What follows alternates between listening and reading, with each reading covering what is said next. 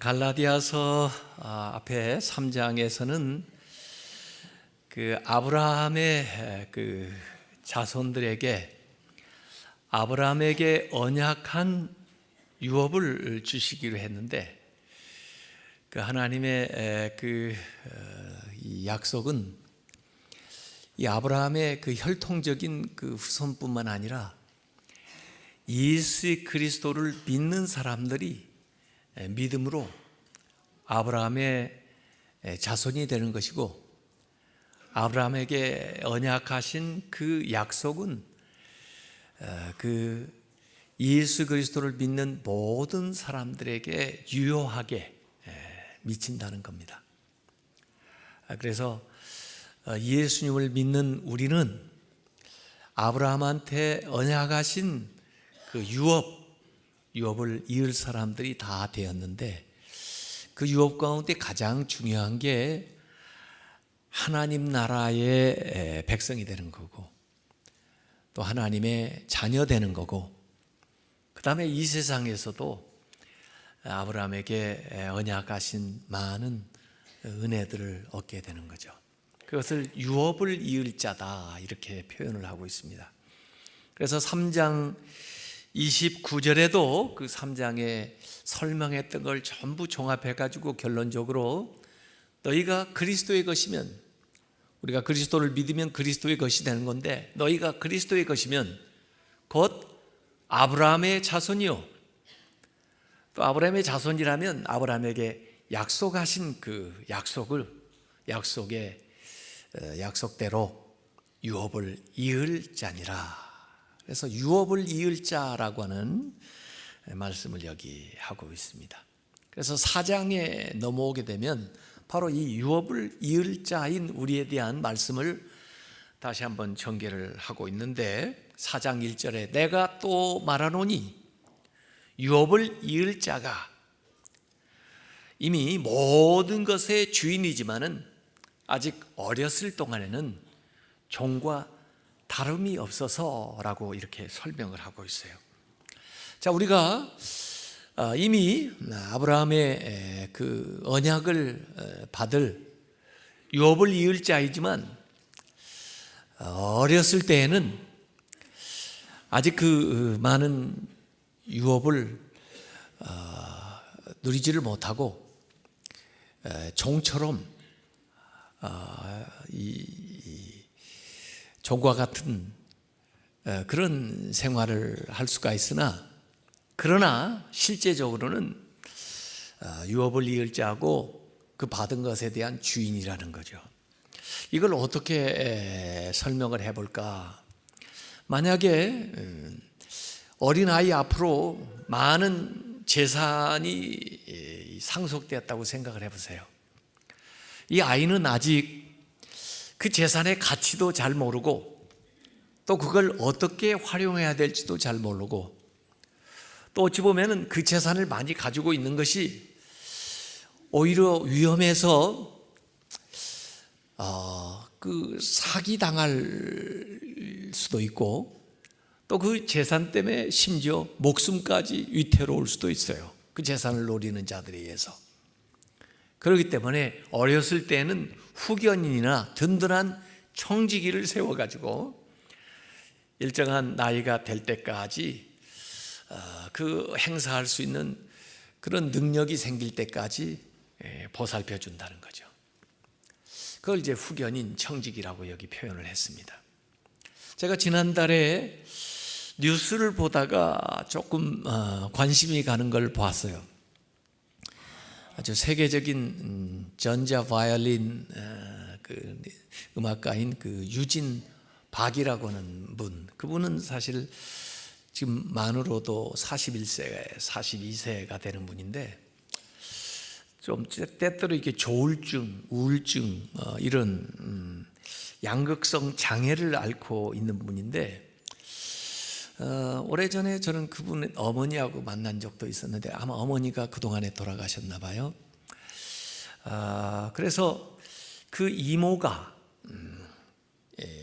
재판을, 소를 걸었는데 그 사무 처리할 능력이 결여되어 있으므로 그 성년 후견인을 지정해 달라 하는 소송이에요.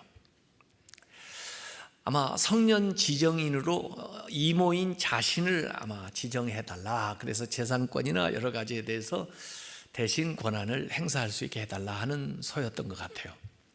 그런데 재판 결과가 어떻게 나왔느냐면, 그 유진박이 그렇게 성년 후견인을 둘 정도로 사무 처리할 능력이 전적으로 결여된 것이 아니고 다소 부족한 수준이기 때문에 성년 지정인보다는 후견인보다는 한정 후견인을 세우겠다. 한정 후견인. 근데 그 한정 후견인으로 누구를 지정을 했냐면 사회복지재단을 지정을 했어요. 왜냐하면 가족이나 친족을 지정을 하면 가족 간에 재산권 다툼이 일어날 소지가 있기 때문에 좀 객관적인 복지재단한테 한정 후견인을 이제 하겠다, 이렇게 재판 결과가 나왔더니 다시 그 원래 소송을 했던 이모가 자기가 원래 했던 소송을 취하하겠다, 그런 보도가 나와 있어요. 그걸 제가 해석하려고 그런 건 아닙니다. 여러분이 알아서 해석을 하십시오. 왜 그랬는지는 모르겠어요. 어쨌든 이 후견인이라는 제도가 있어가지고 어렸을 때는 거의 전적인 권한을 행사할 수 있는 성년 후견인이 있고, 또 몸이 좀 아프거나 또 어떤 제한이 있을 때는 법률적으로 한정 후견인이라는 사람이 그 본인하고 대화를 하거나 의견을 받아서 일부의 권한을 행사하는 그런 제도가 법률적으로 있는 거죠. 자, 그래서 바울은 과거의 율법 아래에 살아갔던 그 시대를 생각을 하면서, 그때는 율법이 이런 성년 후견인처럼 또 한정 후견인처럼 우리가 주인임에도 불구하고 우리를 종처럼 또 마치 자기가 주인인 것처럼 했던 시기가 있었다는 거예요. 그것이 바로 우리가 율법 아래에 살던 때다라고 1절부터 3절까지 소개를 했습니다. 그건 언제까지 하면 한시적인데, 아버지가 정한 시간까지 어렸을 동안에, 어렸을 때, 이렇게 때라고 하는 얘기를 계속 여기 강조하고 있어요. 이것을 초등학문 아래에서 우리가 종로로 했던 것과 비교해가지고 얘기를 하는 거예요. 아주 기초적인 단계에서 훈련을 그렇게 받은 것이다. 초등학문이라는 것이 헬라어로 스토이케이아, 아주 초보적인 수준의, 그것이 율법이고 그것이 과거의 종교적인 가르침이었다는 거죠. 그러니까 율법이 오기 전에, 또 율법이 있을 때에도 역시 우리는 유업을 얻은 자였지만, 그리스도가 오기 전에는 그 율법이 마치 초등교사처럼 또 후견인처럼 우리에게 역할을 했다는 거예요. 그런데 4절에 보니까 때가 참에, 이제 성년이 됐다, 이제는 아버지가 정한 때가 됐다, 이 얘기죠. 때가 참에 1300여 년 동안 율법 아래에서 있었지만은 이제는 카이로스, 하나님의 때가 차서 극적인 전환기를 맞이하는 시점에 와 있다는 거죠. 예수님께서도 복음을 전하실 때 마가복음 1장 15절에 그런 말씀을 했어요. 때가 찼고, 카이로스, 하나님의 나라가 가까이 왔으니 회개하고 복음을 믿으라, 이렇게 선포를 하셨거든요. 그래서 하나님이 하나님의 때에 하나님의 일을 하시는데 그 때가 찼다는 거예요. 그래서 하나님께서 그 때에 둘을 보내셨는데, 4절 5절에 보면은 아들을 보내셨고, 예수님이죠. 그리고 6절에는 아들의 영 성령을 보내셨다는 거예요. 그래서 하나님께서 하시고자 하는 일을 하시는 거죠. 그래서 성삼위 하나님이 나와요. 하나님이 아들을 보내시고 성령님을 보내셔서 하시는데 그건 제2의 출애굽, 새로운 출애굽이라고 말할 수가 있죠. 과거 애굽에서 이스라엘이 종살이 하다가 해방되어 나오는 것처럼 우리가 율법 아래에 놓여 있었는데 이제는 아들을 보내시고 성령을 보내셔서 그 율법 아래에서 우리를 자유롭게 해주셨다는 거예요. 그래서 아들을 보내셔서 하신 일은, 아들을 보내셨는데 율법 아래에 태어나게 하시고 그리고 여인의 몸으로 태어나게 하시는데 왜? 율법의 요구를 완성하기 위해서, 또 몸으로 이 세상에 오셔서 할례도 받으시고 세례로도 받으시고 또 십자가의 고난을 받으심으로써 우리 육체를 지니고 있는 모든 인간들을 구원하시기 위해서 아들을 율법 아래 여인에게 나게 하셨다는 거예요. 그래서 5절에 그 아들이 오셔서 하신 두 가지 일이 기록되어 있습니다. 율법 아래에 있는 자들을 첫 번째 속량하시고 또 두 번째는 우리로 아들의 명분을 얻게 하려 하심이라. 속량하시고 명분을 얻게 하는 거예요. 아들의 명분을요. 속량하신다는 것은 리딤, 죄의 값을 지불하고 또 종되었던 사람 종의 값을 지불하고 해방시키는 거예요. 그게 속량하는 거고, 아들의 명분, 아들의 지위를 얻게 하는 거예요. 하나님의 양자가 되게 하는 거예요. 이걸 예수 그리스도께서 오셔서 하셨다는 거예요.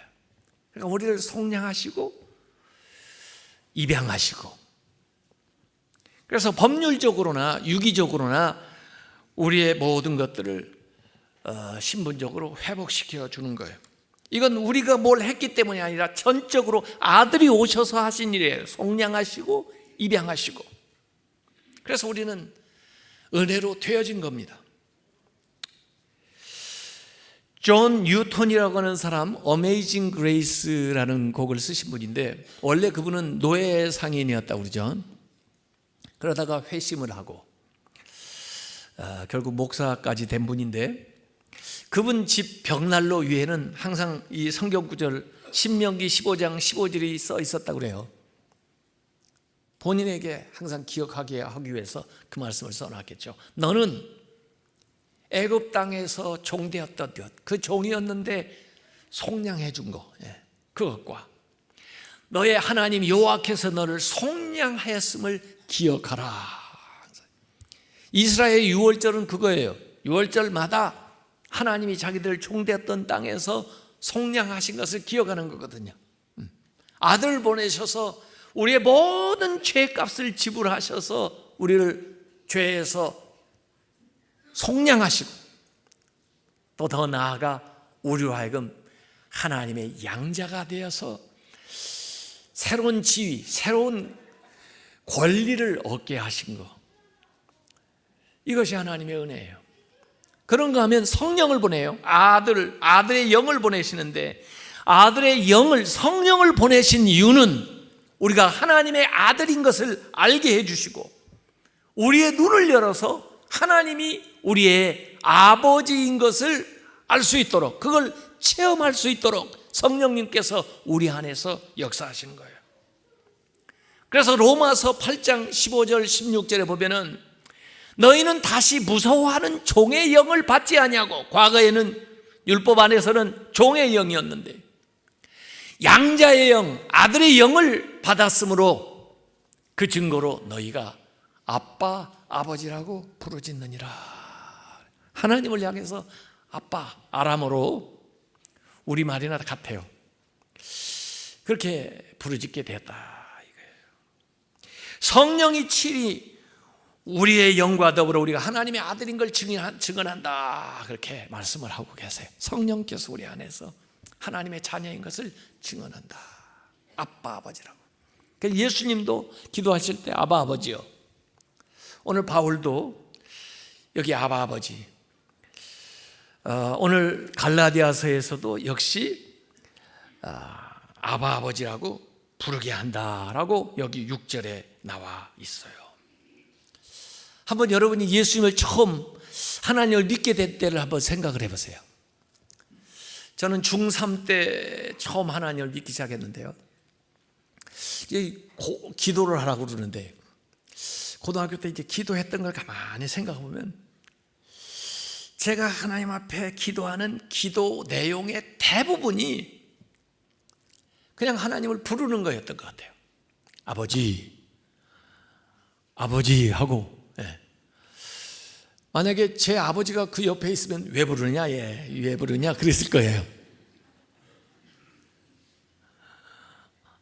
우리 아버지는 예수를 안 믿었으니까 제가 아버지 하고 눈 감고 하는 거 보면은 제 아버지가 놀랬을 거예요. 야, 내가 여기 있는데 또 무슨 아버지가 또 있다는 거냐, 너 제정신이냐 지금, 그러겠죠.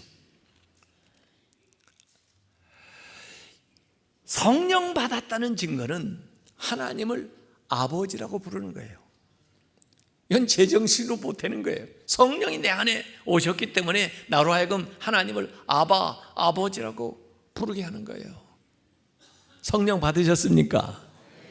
아직도 하나님을 아버지라고 부를 때, 아유, 우리 아버지는 집에 있던데. 그래서 아버지라고 감히 얘기할 수 없는 사람들은요, 저한테 와서 상담을 해야 돼요. 사실 예수님께서 제자들이 기도를 가르쳐 주세요 했더니, 너희는 이렇게 기도하라 그러면서 Our Father, 아버지, 하늘에 계신 우리 아버지 하고 시작하는 거예요. 사실은 그 말에 모든 기도가 다 들어있어요.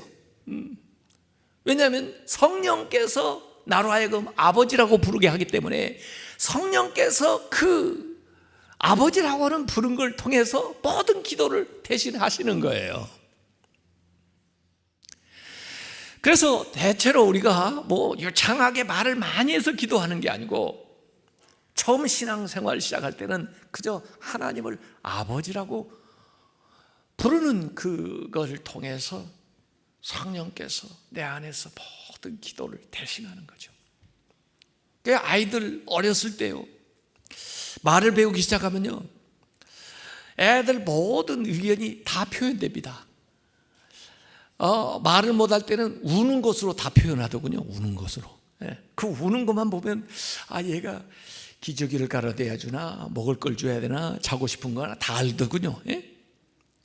말을 배우면 엄마, 아빠 이걸로 다 표현합니다. 예?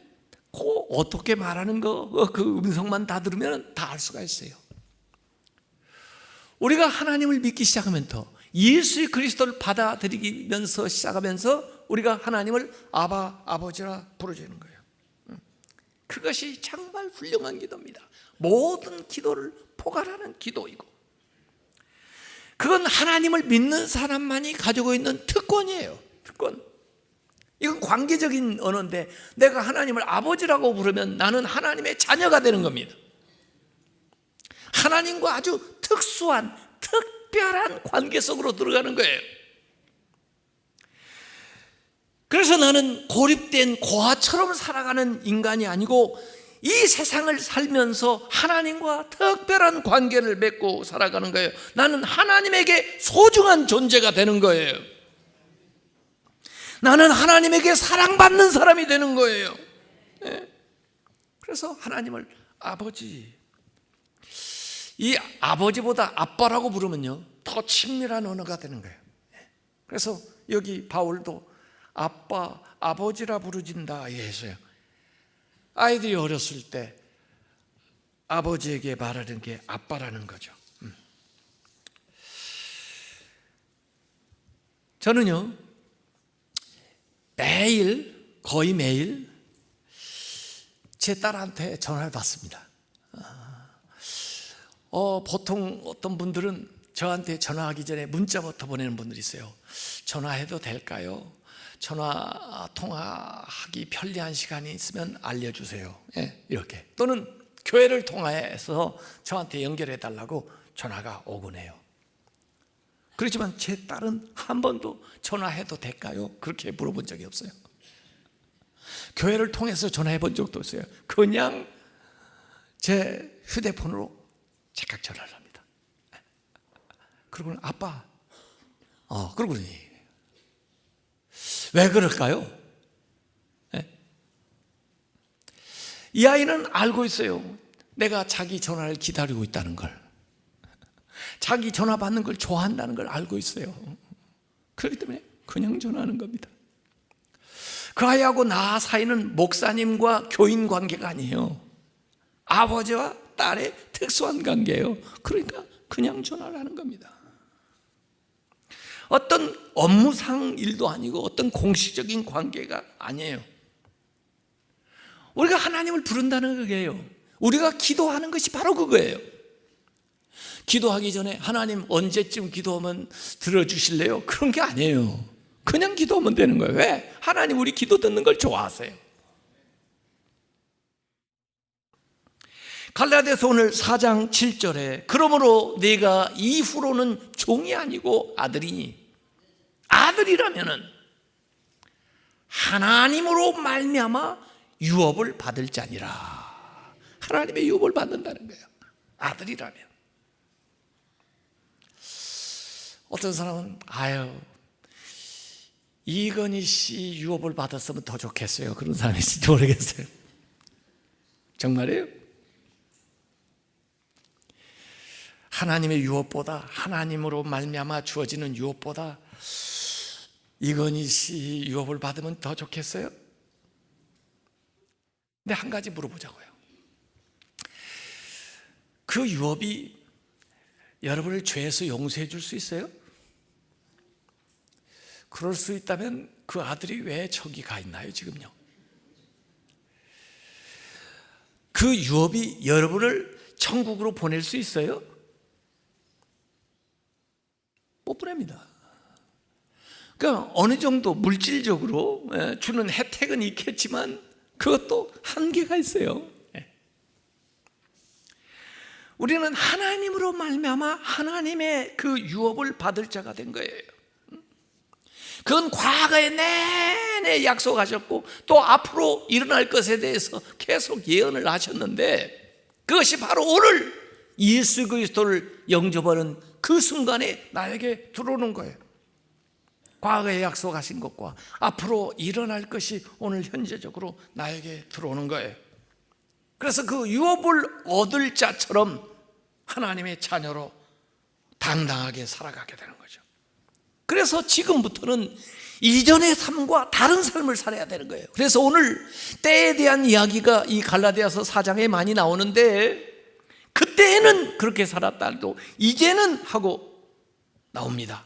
4장 8, 9절에 그러나 너희가 그때는 하나님을 알지 못해, 하나님을 알지 못하고 살던 그때에는 본질상 하나님이 아닌 자들에게 종로로 다였더니 이제는 너희가 하나님을 알 뿐만 아니라 나만 하나님을 아는 게 아니고 더욱이 하나님이 너희를 아신 바가 되었거늘 어찌해서 다시 약하고 천박한 초든 학문으로 돌아가서 다시 그들에게 종노릇을 하려느냐라고 반문하고 있는 거죠.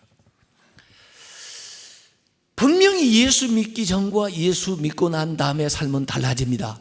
BC, Before Christ와 AD, 예수님 오시고 난 다음 세상 달라지는 것처럼 각 개인은 예수 그리스도를 믿기 전과 이전에와 이후가 달라져요. 이전에는 하나님을 모르니까, 전부 하나님을 모르니까 자기도 모르는 거예요. 하나님을 알아야 자기를 아는데 왜 자기를 모르냐? 하나님을 모르기 때문에 자기를 몰라요. 그래서 자기 인생의 목적이 무엇인지, 왜 살아야 되는지, 어디로 가는지, 무엇이 가치 있는 일인지, 무엇을 해야 될지를 모르는 겁니다. 왜? 하나님을 모르니까. 그 하나님을 모르니까 하나님의 대용품을 세워놓습니다. 하나님 아닌 것을 갖다 세워놔요. 그게 다 우상입니다. 그리고 그걸 섬깁니다. 인간은 둘 중에 하나예요. 하나님을 섬기든지 하나님 아닌 것을 섬기든지, 하나님을 섬기든지 우상을 섬기든지예요. 하나님 아닌 것들은 많습니다. 하나님은 한 분이시지만 하나님 한 분을 섬기는 게 사실상은 쉬워요. 많은 것들을 섬기는 것은요 어려워요. 그 많은 것들 가운데 자기 스스로 가지고 있는 나름의 소원을 평생을 바쳐 나아가는 사람이 있습니다. 또 어떤 사람은 재물에 평생 돈을 섬기는 사람이 있어요. 어떤 사람은 권력을 섬기는 사람이 있어요. 어떤 사람은 성공을 섬기는 사람이 있어요. 어떤 사람은 세상을 섬기는 사람이 있어요. 그것들이 다 우상입니다. 다 짝퉁이죠. 하나님 대용품으로 자기가 만들어 놓은 신을 섬기는 거예요. 그런데 자기가 만든 신은 어느 순간에 언젠가는 그 자신을 배신하게 됩니다. 정말 배신당합니다. 그래서 하나님 아닌 자들에게 속박되어서 평생을 종로로 다다가 그 다음에 배신당하는 거예요. 사단이, 세상이, 육신이 우리를 그렇게 어렵게 만드는 거예요. 그래서 종로로 했대. 사탄의 종, 세상의 종, 육신의 종, 속박된 생활을 하니까 두렵고 어렵고 무거운 삶을 살아가게 되는 거죠. 이게 그때는 이전에 살던 생활이에요. 그런데 이제는 내가 하나님을 알 뿐만 아니라 하나님이 나를 아신다 이거예요. 이전에 살아갈 때는요, 세상의 초등학문 따라 살았다 3절에 얘기했고요, 오늘 여기 9절에는 약하고 천박한 초등학문이라고 다시 얘기했는데, 이 약하고 천박하다 이렇게 표현을 하니까 말이에요, 약한 건 좀 알겠는데 힘이 없는 거예요.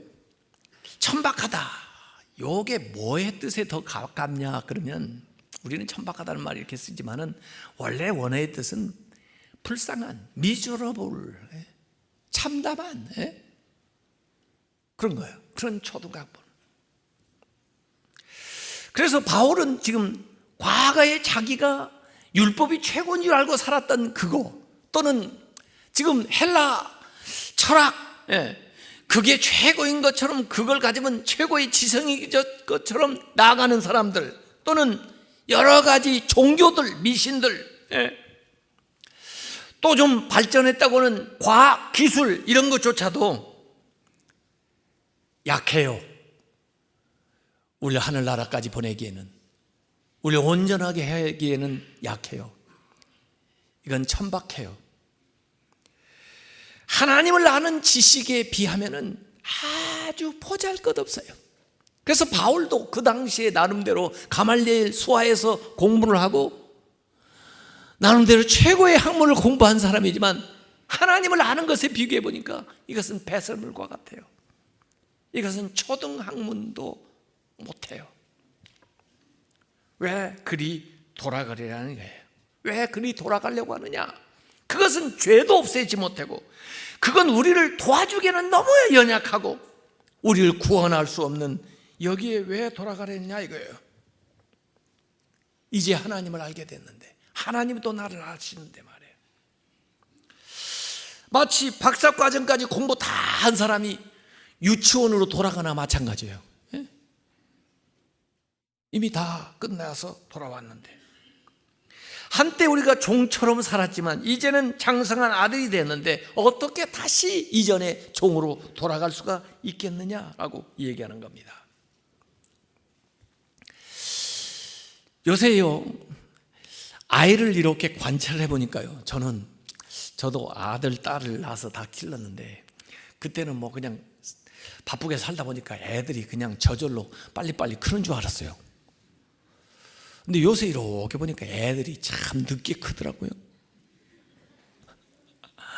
그 다른 동물들은 말이에요, 태어나는 순간 뭐 걸어 다니기도 하고 뭐 찾아 먹기도 하고 그러는데, 인간은 이거 돌봐주지 않으면요 살 수가 없어요. 그냥 먹고 자고 먹고 자고. 그리고는 모든 걸 다 해줘야 되잖아요. 먹여줘야 되고, 목욕시켜줘야 되고, 기저귀 갈아줘야 되고. 그러고는 한번 뒤집으면 잘해. 살았다고 그러는데 말이에요. 뭐 그렇게 대단해요 그게? 이야, 말도 못하고 말이에요. 그러면 짜증납니까? 아니에요. 그런데 똑같은 인간인데, 나이가 좀 더 많이 들었다 뿐인데 치매까지 좀 와가지고 사람도 잘 구별도 못하고 똥오줌 자꾸 싸고 누워있고 잘 먹지도 못해가지고 먹여줘야 되고, 그러면 기분이 좋은가요? 짜증나나요? 대답을 하지 마세요. 다 알고 있는 일이니까. 왜 그래요? 왜 같은 인간인데 왜 같은 인간을 대하면서 왜 그렇게 달라요? 잘 모르시죠? 모를 때는 자기가 하는 얘기를 그냥 해버리면 되는 거예요. 아무도 모르는데 우기는 게 장땡이라고. 제가 생각하기에는 아마 소망이 없어서 그런 것 같아요. 애들은 그래도 소망이 있잖아요. 항상 그대로 있을 거 아니잖아요. 얘가 조금 있으면 그래도 일어날 거고, 그리고 말도 할 거고, 똥오줌도 가릴 거고, 자기가 스스로 찾아 먹기도 하고 일도 할 거란 말이에요. 그러니까 애를 보고 소망을 갖는데, 어르신은 더 나아져요? 더 나빠지죠. 더 나아질 수가 없어요. 그렇기 때문에 안타까운 거예요, 우리가. 그래요. 그래도 좀 잘 모셨으면 좋겠어요, 하늘나라 가실 때까지. 이렇게 돌아간다는 것은 참 가슴 아픈 일이에요. 우리가 이미 그 과정을 다 지나가 왔는데 그럼에도 불구하고 다시 돌아간다는 것은 참 가슴 아픈 일이라고요. 처음에 그런 과정을 겪었다는 것은 할 수 없는 일이지만은 또 그건 감당한다 할지라도 다시 돌아간다는 것은 안타까운 일이에요. 절대 돌아가서는 안 돼요. 우리의 믿음 생활이 과거로 절대로 회귀해서는 안 돼요. No turning back. 뒤로 돌아가서는 안 된단 말이에요. 어떻게 얻어낸 구원인데, 어떻게 얻어낸 하나님의 자녀의 권세인데 그걸 버리고 다시 돌아간다니, 이건 말이 안 되는 거예요. 그래서 바울이 안타까운 얘기를 하는 겁니다. 그래서 예를 들어서 10절에 얘기하는 거죠. 너희가 날과 달과 절기와 해, 점증법적으로 얘기하는데 그걸 지켜야 구원을 받는 것처럼, 이전에는 할례를 받아야 구원을 받는 것처럼, 율법을 지켜야 구원을 받을 것처럼, 겨우 믿음 생활을 해가지고 얼만큼 잘할 만하니까 유대주의자들이 와가지고 그들한테 그런 얘기를 해야 되고, 그러니까 또 사람들이 미혹을 당해가지고 흔들리고, 그러니까 말이에요. 나쁜 건 아니에요. 안식일을 지켜야 되고 구원받아. 안식일이 물론 중요하죠. 그러나 안식일을 지켜야만 구원받는 게 아니에요. 왜 안식교도들은 그런 얘기를 합니까? 안식은 주 안에서 이루어진 거예요. 물론 절기가 중요해요. 6월절, 7.7절, 수장절을 지키라고 그랬으니까. 그런데 그걸 지켜야만 구원받는 게 아니에요. 그건 사실은 그리스도 안에서 예수 그리스도가 완성한 거예요. 물론 우리의 믿음을 이끌어주는 그 형식의 틀이 중요해요. 그러나 그 틀보다 더 본질적인 것은 내용이에요. 진리예요. 그 진리의 요체가 예수 그리스도예요. 그 믿음을 가졌으면 그것들이 역할을 해서 그만큼 왔으면 감사한 것이고, 그 과정을 지났으면 다행이고, 그런데 왜 다시 되짚어 돌아가려냐 하는 거예요. 그들은요, 달에 대한 것도 많아 있습니다. 월삭도 있죠. 아비월이라고 이삭의 달, 15월이라고 꽃의 달, 예담월이라고 물이 넘치는 달, 불월이라고 비의 달, 뭐 이런 안식년, 희년, 뭐 거기에다가 목을 메고 금식일, 이런 것들을 지켜야만 되는 것처럼 가르치고, 그렇게 매이는 것은 얻어낸 자유를 스스로 저버리고 종노릇하는 거, 이런 뒤로 돌아가는 꼴이 되는 거죠. 마치 아들이 탕자가 집으로 돌아올 때 아버지한테 최고로 원했던 것은요, 그 아버지 집에 종이 되는 거예요. 그런데 막상 아버지한테 오니까 종이 뭐예요? 아들의 권세를 회복시켜줬어요. 그러면 아들의 권세를 누려야 되는데, 이 자식이 얼마간 살다가 에이, 나는 자식 자격이 없으니 다시 종으로 돌아갈래요. 그러면 그게 좋은 자식이에요? 제대로 된 자식이냐고요? 말이 안 되죠. 개가 토한 것으로 돌아가고 돼지가 더러운 것으로 다시 돌아가는 거와 마찬가지예요. 모르고 그랬어도 나쁜데 알고도 그러면 어떻게 해야 되겠어요? 이것은 시대착오적인 것이다. 그래서 4장 11절에 내가 너희를 위하여 수고한 것이 헛될까 두려워하노라. 내가 지금껏 수고해서 너희들에게 복음을 전했는데 그게 헛된 것이 된단 말이냐 이거예요. 이 갈라디아서는 중복되는 단어들이 나와요. 그래서 어려운 것 같지만 중복되는 단어 중심으로 해서 파악을 해보면 이해가 되는데, 헛되다라는 말이 벌써 5번 나왔어요. 갈라디아서 2장 2절에도 나왔고 21절에도 나왔고 3장 4절에도 나왔고 3장 17절에도 나왔고 오늘 4장 11절에도 나오는데, 바울이 이렇게 얘기를 하는 거예요. 너희들이 다시 그렇게 돌아간다면 복음을 위해서 수고한 나의 수고가 헛되다. 만약에 너희들이 행위로서 율법을 지킴으로써 구원을 얻는다고 하면 예수님이 십자가에 못 박혀 돌아가신 것이 헛되단 말이냐. 만약에 너희들이 무슨 유대인들을 따라서 구원을 받는다면 너희들이 이 신앙을 지키기 위해서, 이 믿음을 갖기 위해서 고난을 받고 저들에게 배척을 받았던 그것들이 다 헛되다는 것이냐, 하나님이 약속하신 것이 헛되다는 것이냐, 이런 식으로 계속해서 표현을 하고 있는 거예요. 하나님이 약속하신 것이 여전히 영원히 유효하고, 예수 그리스도가 우리가 할 수 없는, 우리가 죄인이기 때문에 십자가에 못 박혀 돌아가신 그 하나님의 사랑, 예수 그리스도의 은혜가 유효하고, 그러니까 우리가 복음을 믿고 살아가기 위해서 당한 이 고난과 이 힘든 것들이 여전히 유효하고, 이 복음을 전하기 위해서 애쓰는 전도자들의 그 수고가 유효한데 어떻게 그것을 한 번에 무효화시키는 뒤로 돌아간단 말인가? 그럴 수는 없다는 얘기예요. 요한 웨슬리요, 이 감리교 또 우리 성결교회 그 교리적인 기초를 제공한 요한 웨슬리가 원래 옥스퍼드 대학을 다녔는데요, 경건하게 살게 하기 위해서 홀리 클럽을 조직해 가지고 사람들이 규칙적으로 성경 읽고 기도하고 선행하고 많은 규칙들을 세웠어요.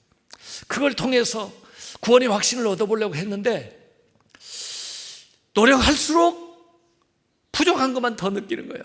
루터도 마찬가지예요. 거행을 할수록 할 수 없다는 걸 더 느끼는 거예요. 한계를 더 느끼는 거예요. 그래서 늘 두려움에 사로잡히는 거예요. 하나님의 심판을 받을까 봐. 자기는 하나님의 마음에 들기 위해서 선교사까지 나갔는데, 선교사를 하면서도 요한 웨슬리는 마음의 두려움을 떨쳐버릴 수가 없어요.